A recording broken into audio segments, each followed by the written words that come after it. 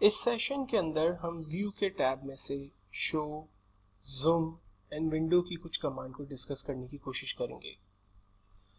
View का tab actual में screen की जो पोजीशन है, जो हम डाटा देख रहे होते हैं, जो व्यू कर रहे होते हैं, उससे रिलेट ये टैब हमारी मदद करता है। मिसाल के तौर पर अगर स्क्रीन पे मौजूद ये डिफरेंट सेल्स के दरमियान जो छोटी सी माइनर सी ग्रिड लाइन आ रही है, बिल्कुल माइनर सी, अगर हम इन ग्रिड लाइंस को ऑफ करना चाहते हैं तो सिंपली यहाँ चेक को अनचेक करते हैं। आप देखें कि डेटाबेस में जो ग्रिड लाइंस आ रही थी वो ग्रिड लाइंस हमारी इस शीट से खत्म हो गई। अब इंटायर शीट पे कोई ग्रिड लाइन नहीं है। लेकिन अगर आप इस ग्रिड लाइन को वापस रिकॉल करना चाहते हैं तो आप इसी व्यू के टैब से शो में ग्रिड लाइन को शो करवा देते हैं। ये तमाम ग्रिड लाइन दोबारा विजिबल हो जाएगी। बिल्कुल इसी तरह से अगर ऊपर दिए हुए फार्मूला बार को अगर आप नहीं देखना चाहते तो आप जस्ट फार्मूला बार से चेक को हटाइए, आपका फार्मूला बार डिसअपीयर हो गया। एंड देन अगर आप उसे वापस हासिल करना चाहते हैं तो फार्मूला बार पे जस्ट चेक लगाइए, ये फार्मूला बार आपके पास अपीयर हो गया। फार्मूला बार के नीचे आपके पास डिफरेंट कॉलम्स आ रहे हैं। अगर आप इन कॉलम्स को नहीं देखना चाहते तो आप इन हेडिंग्स को यहाँ से ऑफ कर दें। हेडिंग्स को ऑफ करने से आपके पास तमाम कॉलम्स एंड तमाम रॉस, आपके पास जो उनके नंबर्स आ रहे थे, उनकी हेडिंग्स आ रही थी, वो आपके पास ऑफ हो जाएगी। लेकिन अगर आप इन्हीं हेडिंग्स को दोबारा रिकॉल करना चाहते हैं तो आप सिंपली उस पर चेक लगा दें, ये हेडिंग आपके पास दोबारा रिकॉल हो जाएगी। रूलर का ऑप्शन इस वक्त डिसेबल इसलिए है क्योंकि हम इस वक्त एक नॉर्मल इन्वायरमेंट पे काम कर रहे हैं। लेकिन अगर मैं सिंपली पेज लेआउट इन्वायरमेंट पे जैसे ही काम करूंगा तो हमारे पास ऑटोमेटिकली एक रूलर अपीयर हो जाएगा। अगर इस रूलर को हम ऑफ करना चाहते हैं तो सिंपली हम अनचेक कर दें, और हम अगर इसे दोबारा इनेबल करना चाहते हैं तो हम इस पर चेक लगा दें, ये रूलर हमारे पास ऑन या ऑफ होगा। लेकिन प्रैक्टिकल लाइफ में हमेशा ख्याल रखिएगा कि एक्सेल के आप नॉर्मल इन्वायरमेंट पर रहते हुए ही काम करेंगे। देन इसके बाद हमारे पास सेशन जूम का सेशन है। जूम के पैनल के अंदर हमारे पास 3 different type of tools available है। इसमें सबसे पहला टूल जूम का अवेलेबल है, जिसकी मदद लेते हुए हम अपनी स्क्रीन की जूम पोजीशन को एडजस्ट करते हैं। जूम की मदद लेते हुए हम अपनी स्क्रीन की साइज को मिनिमाइज या मैक्सिमाइज करते हैं ताकि स्क्रीन पर मौजूद जो टेक्स्ट है वो हम आसानी से रीड कर सकें। मिसाल के तौर पर अगर मैं 200% जूम की साइज कर देता हूँ, लाइक इसकी मैग्नीफायर को मैं बड़ा कर देता हूँ, तो हमें ये लार्ज लेवल पे डाटा नजर आएगा। अब ये टेक्स्ट की साइज हमने बड़ी नहीं की है, फॉन्ट साइज अपनी जगह पर ही है, हमने सिर्फ जूम साइज को बड़ा कर दिया है। इसकी आसान और रियल लाइफ एग्जांपल आप ये समझें कि आपने माइक्रोस्कोप के बारे में सुना होगा और शायद उसको यूज किया होगा। आपने दूरबीन के बारे में डेफिनेटली आपको अंदाजा होगा, आपने यूज किया होगा। दूरबीन क्या करता है, दूर की चीजों को नजदीक कर देता है। बिल्कुल इसी तरह से जूम भी हमारी छोटी चीजों को लार्ज करके हमें दिखा देता है, और अगर हम उसको अपोजिट कर दें तो ऑफ कोर्स अगर लार्ज चीजें होगी तो वो मिनिमाइज हो जाएंगी, छोटी माइक्रो हो जाएगी, हमें नजर आएगी। तो जूम पोजीशन इस वक्त 100% है, सॉरी 200% है। अगर मैं इसको स्टैंडर्ड करना चाहता हूँ तो मैं 100 पोजीशन कर सकता हूँ, और अगर मैं कम करना चाहता हूँ तो मैं यहाँ से उसे कम भी कर सकता हूँ। फिलहाल मैं 50% जूम पोजीशन कर देता हूँ। तो 50% जूम पोजीशन करने से क्या हुआ, हमारा मैक्सिमम जो डाटा है, जो शीट है, वो हमें नजर आ रही है, लेकिन टेक्स्ट इतना माइक्रो हो गया है कि वो आसानी से रीड नहीं हो पा रहा।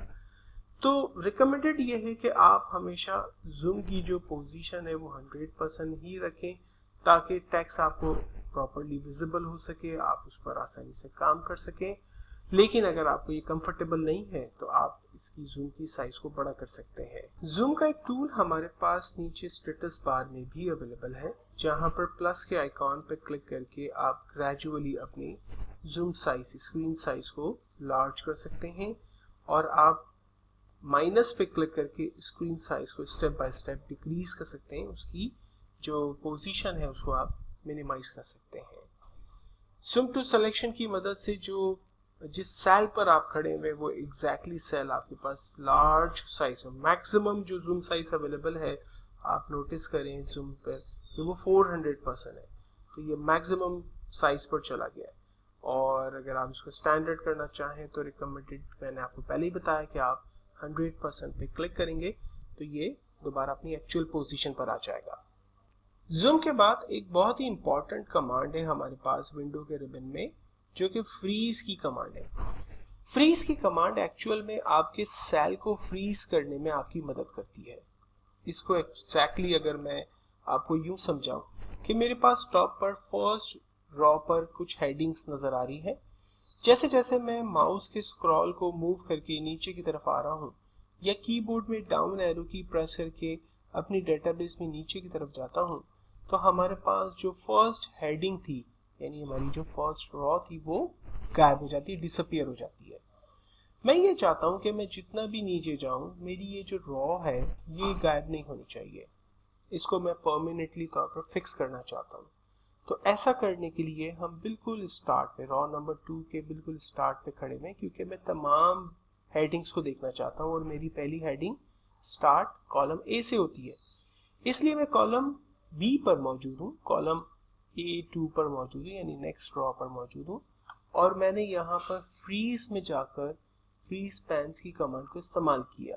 ऐसा करने से हमारी फर्स्ट रॉ पर अगर आप नोटिस करें तो उसके बाद एक हल्की सी हमें लाइन नजर आ रही है। ये लाइन बेसिकली इस बात को रिप्रेजेंट करती है कि यहाँ पर फ्रीज की कमांड को इस्तेमाल किया गया। कौन सी रॉ हमारी फ्रीज हो गई है? जिस सेल पर हम खड़े हुए थे, इससे ऊपर की रॉ जो भी होगी और जितनी भी होगी वो तमाम फ्रीज हो चुकी है।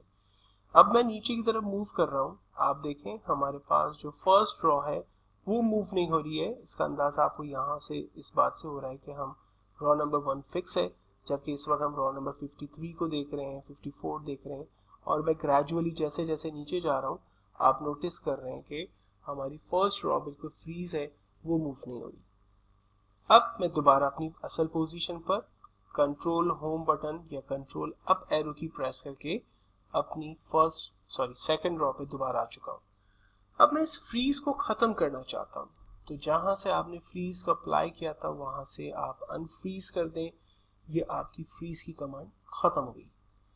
फ्रीज में दो ऑप्शन और हमसे पूछता है।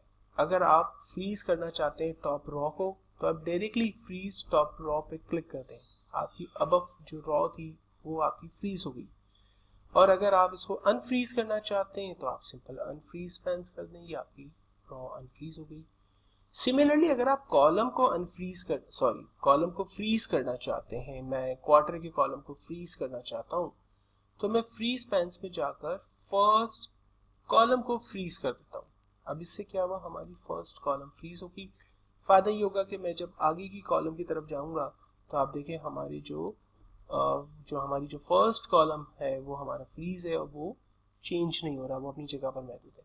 लेकिन हमने याद रखिएगा रॉ को फ्रीज नहीं किया। मैं नीचे की तरफ आ रहा हूं तो देखें रॉ गायब हो गई, लेकिन कॉलम हमारा चेंज नहीं हो रहा। आप चाहें कि दोनों चीजें एक साथ फ्रीज हो जाए, तो फिर आप क्या करें, रॉ से एक स्टेप नीचे और कॉलम से एक स्टेप आगे खड़े रहिए, क्योंकि आपको पहला कॉलम फ्रीज करना है और पहली रॉ फ्रीज करनी है। तो ऐसी पोजीशन बनाने के बाद आप फ्रीज में जाइए और यहाँ से फ्रीज पैन्स की कमांड का इस्तेमाल करें। अब आपकी फर्स्ट रॉ फ्रीज है, देखें मैं नीचे आ रहा हूँ, हमारी फर्स्ट रॉ अपनी जगह पर मौजूद है और मैं राइट की तरफ जा रहा हूँ, तो आप देखें हमारा फर्स्ट कॉलम भी फ्रीज है, वो मूव नहीं हो रहा। और अगर इसे दोबारा ठीक करना है तो हम इसी जगह पर जाकर अनफ्रीज करेंगे, हमारे ऑप्शन दोबारा अनफ्रीज हो जाएंगे। अब जिस तरह से हमने फ्रीज को यूज किया, बिल्कुल इसी तरह से हमारे पास स्प्लिट है। स्प्लिट को अप्लाई कर दिया तो फर्स्ट रॉ और फर्स्ट कॉलम पे हमारे पास स्प्लिट अप्लाई हो गया। स्प्लिट की जो लाइन है वो थोड़ी सी डार्क है, हमें आसानी से विजिबल हो रही होती है, जबकि फ्रीज की जो लाइन होती है वो एक बहुत ही माइनर सी लाइन होती है, जो कि हमें नजर भी ठीक से नहीं आ रही होती कि अगर हम इसे गौर ना करें तो। जहां से स्प्लिट लगाया था, स्प्लिट कहाँ लगाया था, हमने सेकंड रॉ पे लगाया था और सेकंड कॉलम पे लगाया था, वहीं उसी पोजीशन पर आएंगे जैसे कि हमने फ्रीज को अनफ्रीज किया था। बिल्कुल इसी तरह से स्प्लिट को भी हम अनस्प्लिट करेंगे तो हमारा स्प्लिट खत्म हो जाएगा।